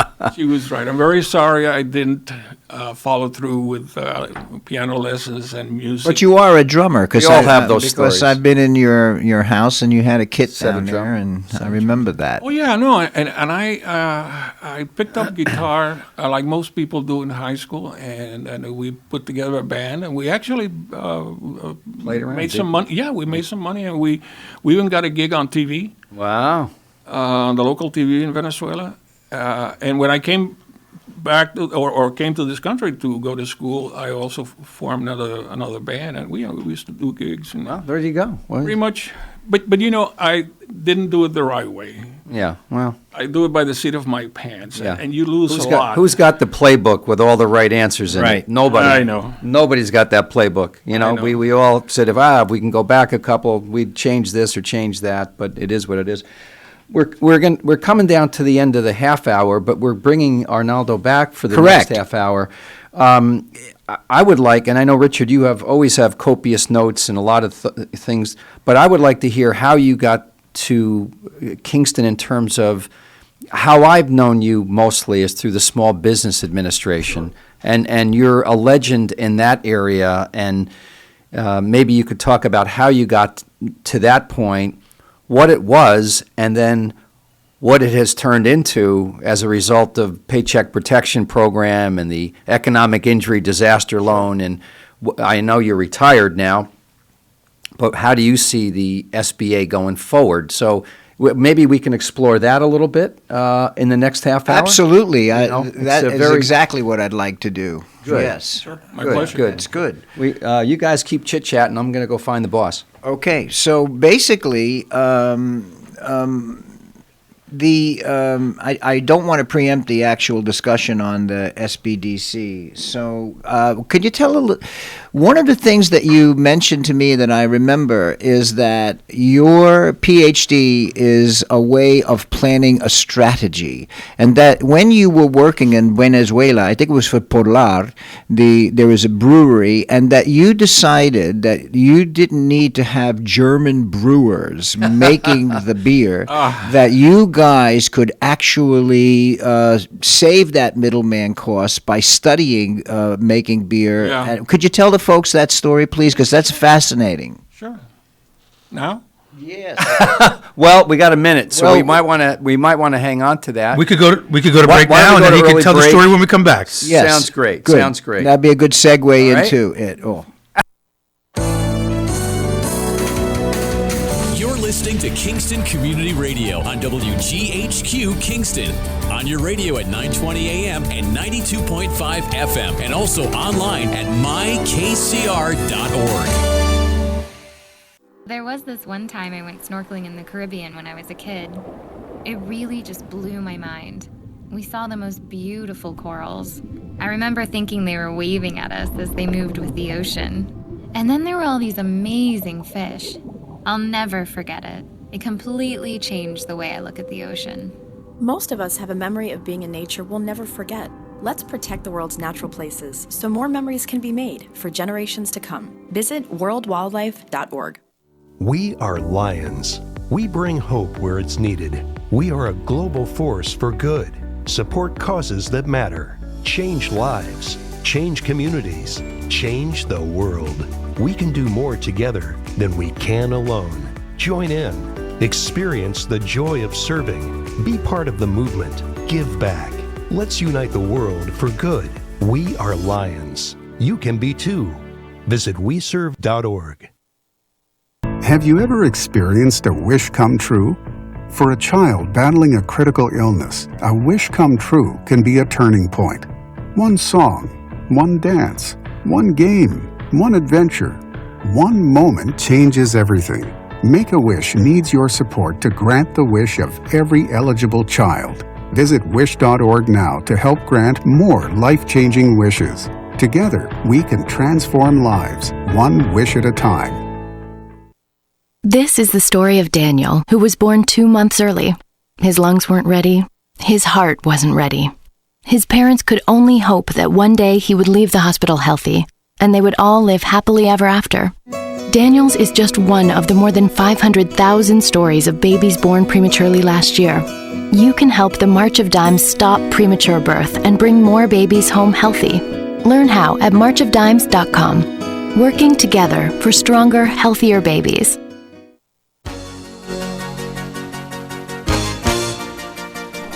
Hi, my name is Jackie Levezzo. I'm from Lake Katrine, and I support Kingston Community Radio because it is an invaluable resource to the community and its residents.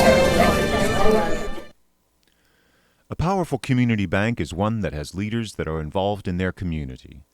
At Rondout Savings Bank, they invest in the success of our community by working side by side with local people and local businesses. When you choose to bank Rondout, you are part of a bank that is dedicated to the future of your success and the success of your community. Rondout Savings welcomes you to open an account today and discover what it means to be part of a powerful community bank, one that knows you by name. Rondout Savings Bank, always working for you and our community, with branches in Kingston, West Hurley, and Hyde Park, also online at rondoutbank.com. Equal housing lender, member FDIC. Yeah. Good. All right, folks, we're back. This is Thunder Thursday, man. This is a great show. Absolutely. I love this show. We're doing so good. This is Tony Marmo. And I'm Richard Cattabiani, and our guest today is Dr. Arnaldo Sehwerert, an award-winning and recently retired director of the Mid-Hudson Small Business Development Center. I just wanted to pick up the strand where we left off.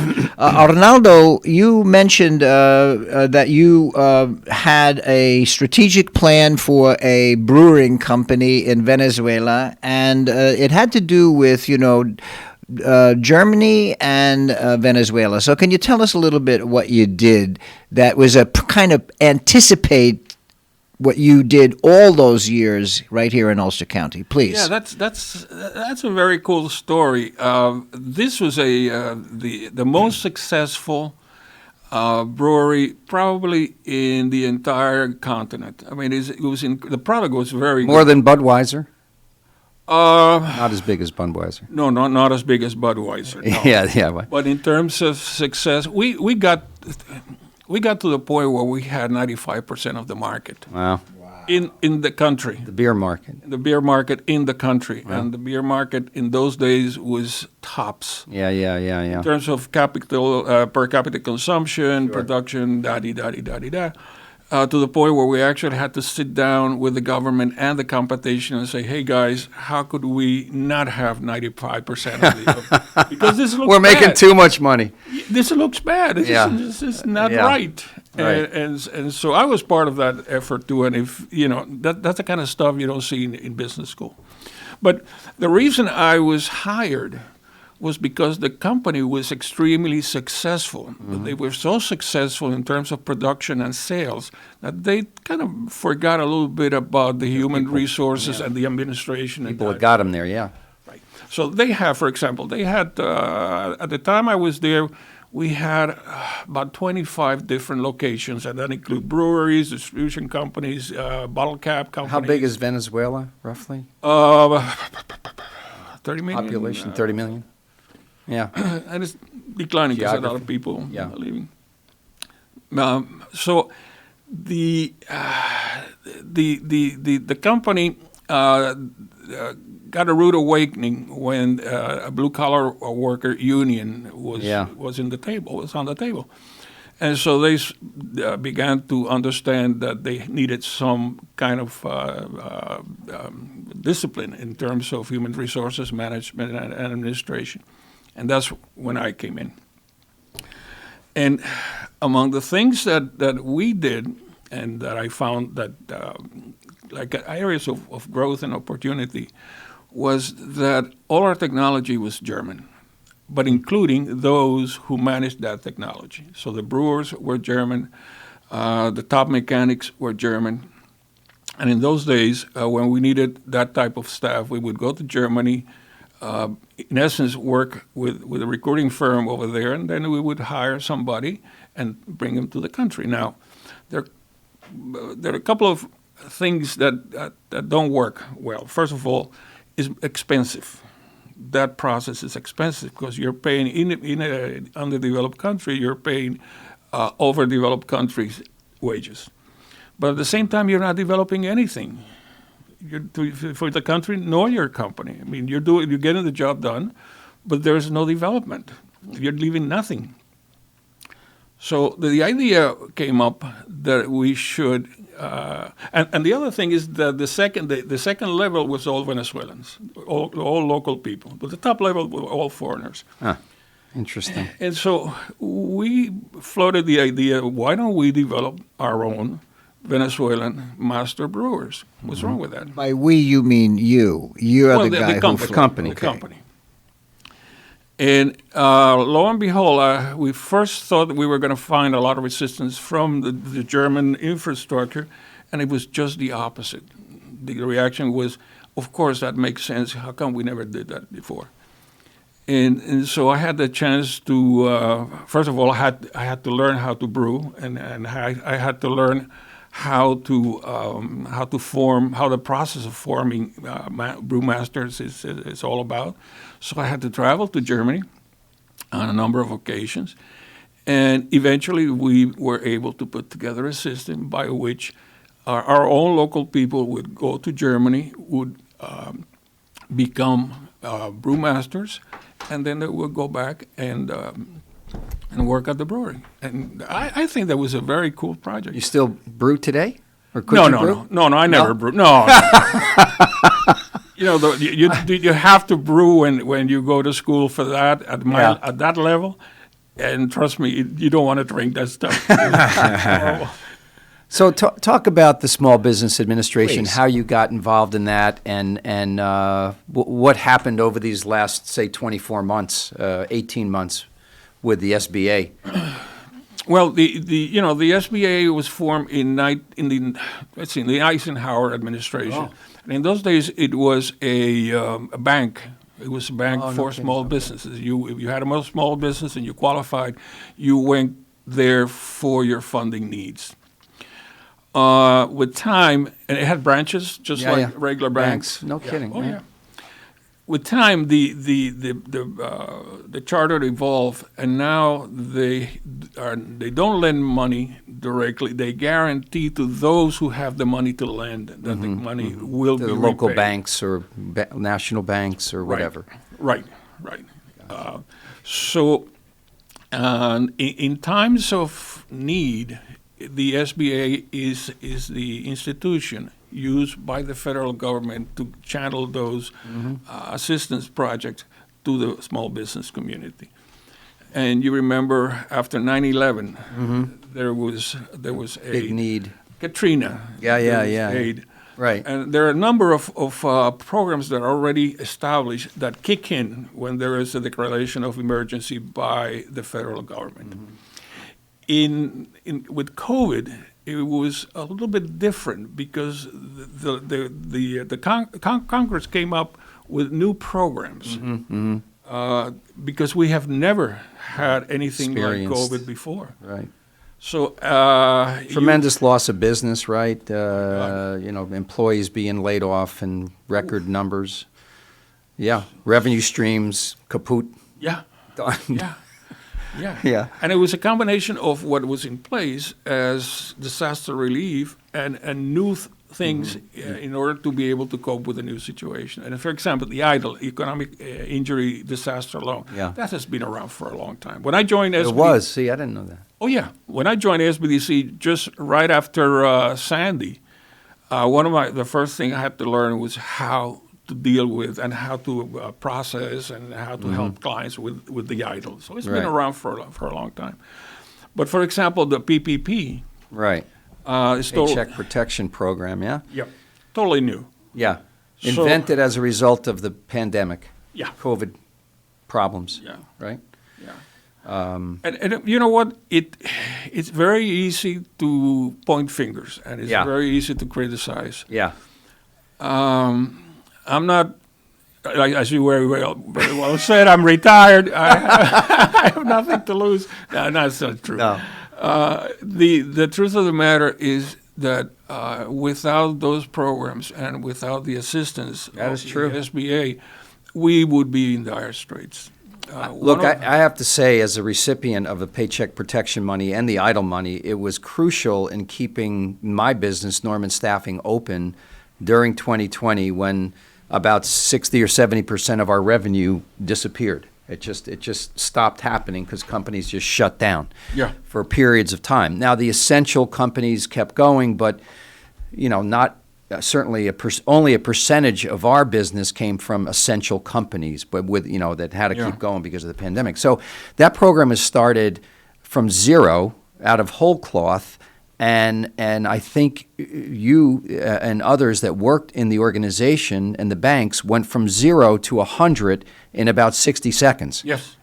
I mean, they were saying, the federal, they're changing the rules, the regulations. I get that, but no one had done this before. This was historic. No, right? and I mean, that is something that should be analyzed and should be part of the conversation. Yeah. Because again, it's very easy to say, look, there were mistakes and there were. We gave money to dummy corporations, or the Los Angeles Lakers got $10 million or something. There's crazy stories out there. Of course, and those are the ones you hear. The ones you don't hear are the ones from the small businesses, like yours, that. But, there's an awful lot of stuff that goes on when this type of situations arise. And I'll give you an example. During Sandy, we went to Brooklyn. Yeah.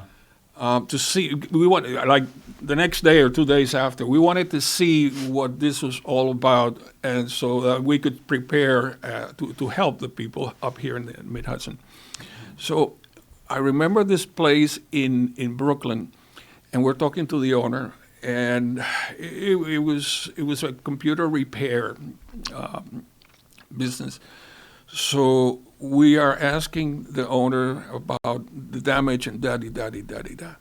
So we ask him where are his records, and he says, "Well, they're in my computers." And say, "Okay, where are your computers?" "We're in the basement." "Can we see them?" "No." Because the basement is flooded. Oh, jeez. So from Sandy, sure, from the hurricane. No problem. Understood. Where are your backup? And we get this, this deer in the headlights, Scooby-Doo kind of. What's a backup? Yeah, and this was a guy whose business relied on information technology, and so. Now, where do you go from there? Is that an impossible situation? No. There are ways to do forensic analysis and da-di-da-di-da. And, most people have accountants, and accountants help out. But again, that if you're the owner and you have 6 feet of water in your basement and you want the money and you want it today. Right. Well, it's not going to happen. And it's nobody's fault. I mean, circumstances. Am I going to fault you for not having a backup somewhere else? Right. As a result of a natural disaster, or in this case, the COVID situation, everything doesn't go as planned. And is that a good business practice to have backups? Absolutely. Yeah. Absolutely, but it doesn't happen in every case. No, and don't have it in the same place where you operate. Exactly. So, and so there are a lot of things, and you have to understand. And I know this is a tall order sometimes, but you have to understand there's an awful lot of people who cheat. Yes. And the money that money that's being used to help the real needy people, the real needed business. Is our money. It comes from our pockets. It's our taxes. It doesn't come from somebody else's. It's really something that belongs to us. So it behooves all those administrators to make sure that the money is used to its best possibilities. Just to put a final wrap, because I have another subject I want to touch on you with the SBA actually at SBDC.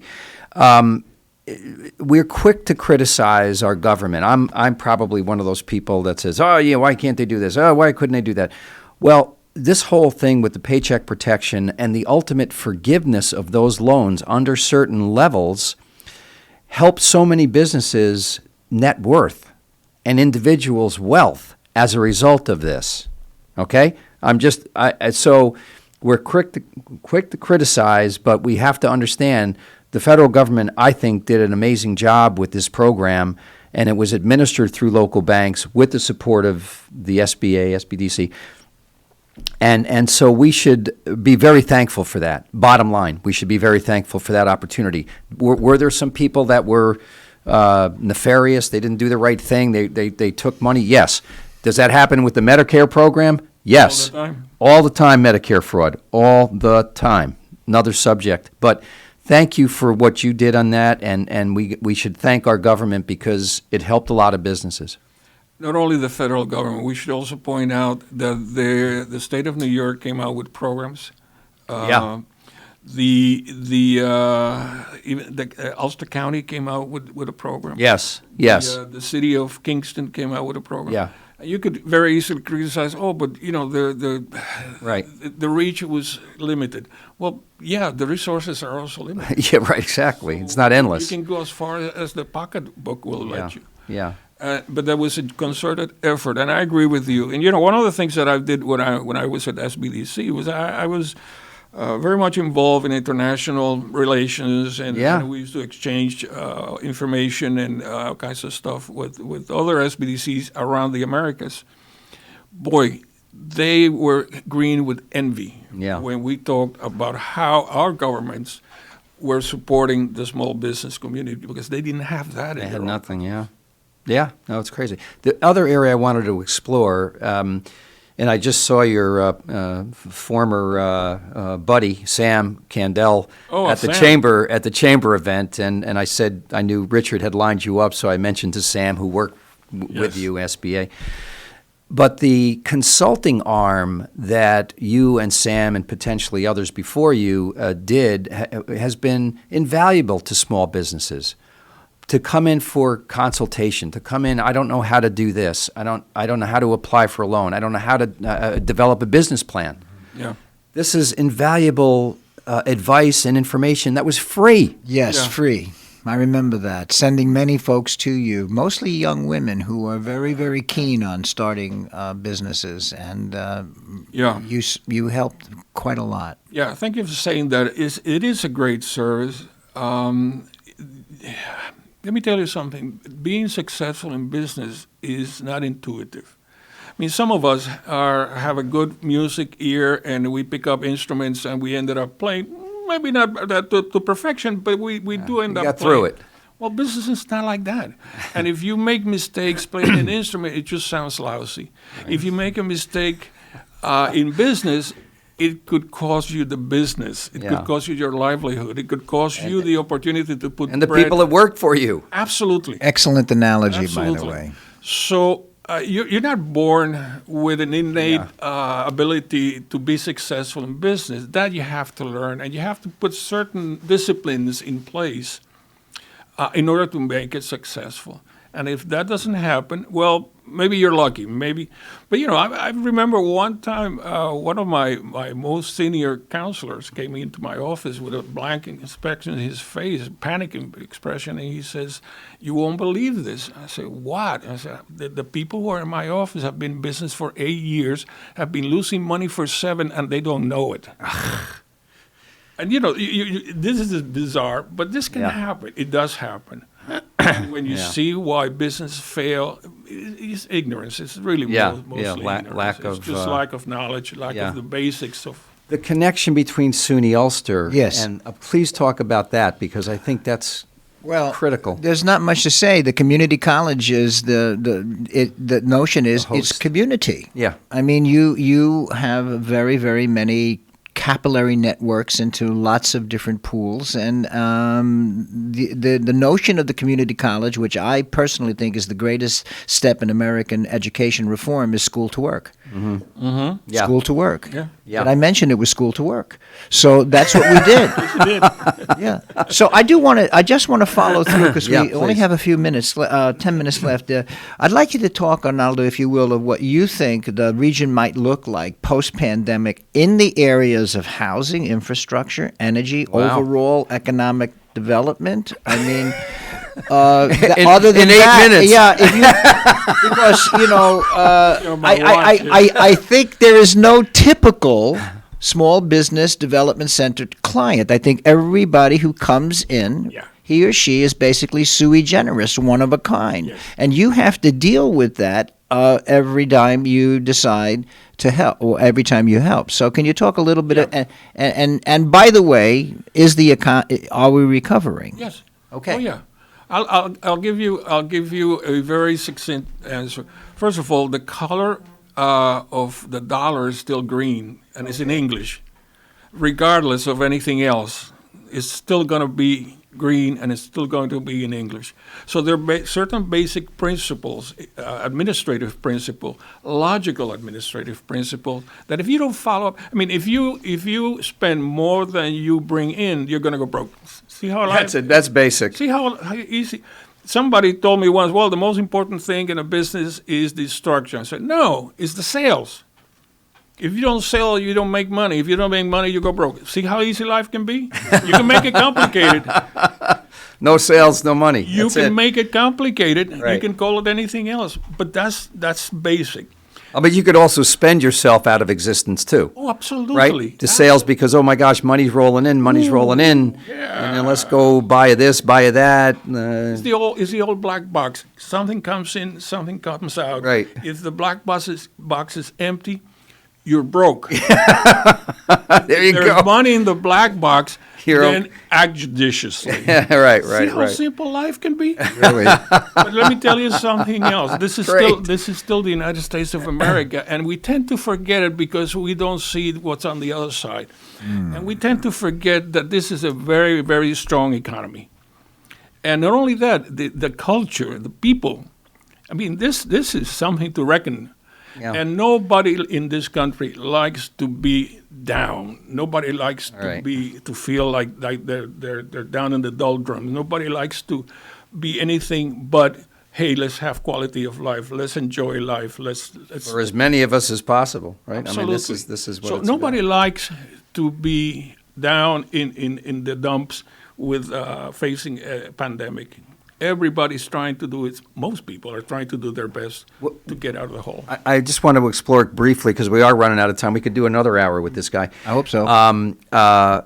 The employment situation, right? What are your thoughts about where everyone has gone, or are they coming back to the marketplace to work?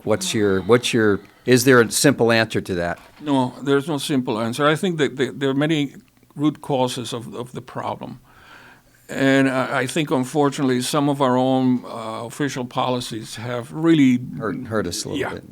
Yeah. But eventually, we're all going to understand that we need to put food on the table, and there's no money tree. The gravy train runs out. You got to go find the gravy. Yes, absolutely. If you want to put gravy on your potatoes, you just want the potatoes, and that's it. Yeah.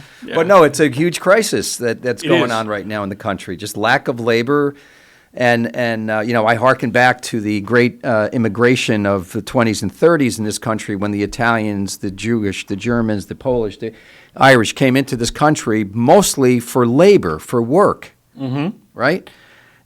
My issue is if the Americans don't want to work or the government is paying them not to work, then we need other folks to come in to work. I mean, that's a whole nother show. Yeah. But it's sad. It saddens me to think that there's jobs out there that we can't fill. The economy wants to go. But we have the manpower. The manpower somehow right now doesn't feel motivated to participate. It's a different story. That's true. That's true.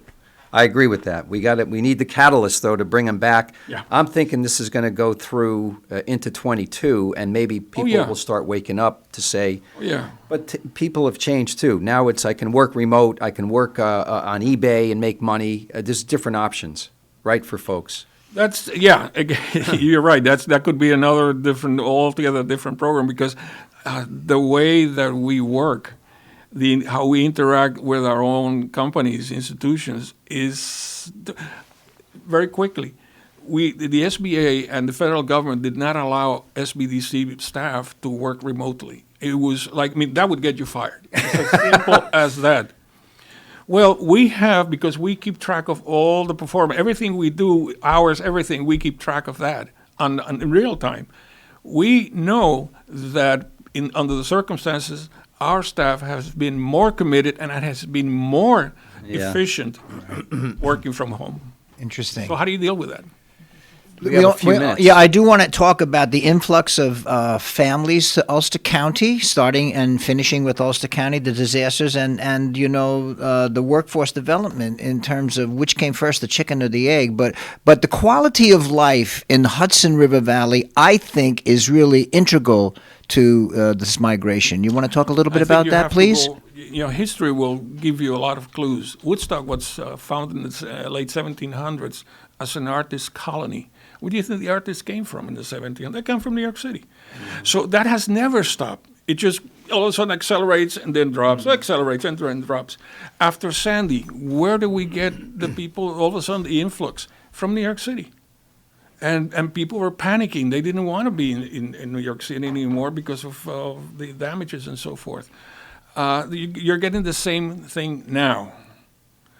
Now, what's questionable, and that that has some very good positive aspects and some aspects that perhaps could be a little bit better. But I think in general terms it tends to be rather positive. The question is after the pandemic, are they going to stay, even though they're buying homes and mm-hmm. or are they going to want to go back? Because not everybody is cut to live in the boondocks in the country, yeah. Right. But if they're working remote and they can dial into their company in New York City, they're likely going to stay here because they have an income stream. The cost of living is less, despite the houses going up in prices. But why wouldn't they stay if they can work remotely, right? Dial in. Why? What's the issue? If they have to go out and find a job, by the way, there's plenty of those out there. Then maybe they're going to say, well, I'm not making as much as I was making in New York City. Well, yeah, you're not going to do that.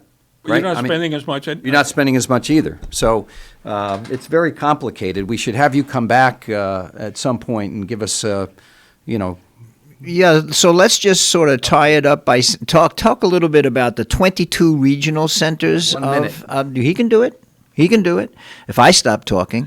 But, can you tell us the names of the counties you're responsible for? And as I recollect, I think 45% of all the progress comes from Ulster. Can you share with that, please? The 22 SBDC centers, they each have a region. There are a number of counties.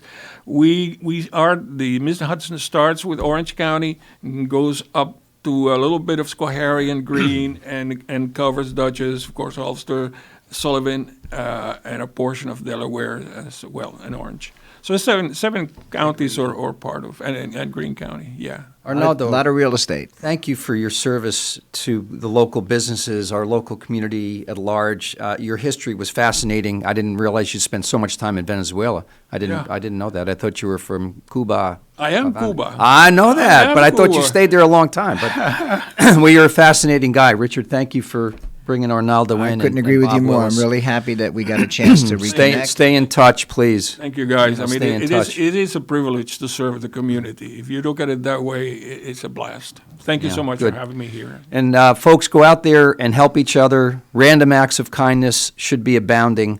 This is how we beat the negative vibe that's out there. Go help somebody.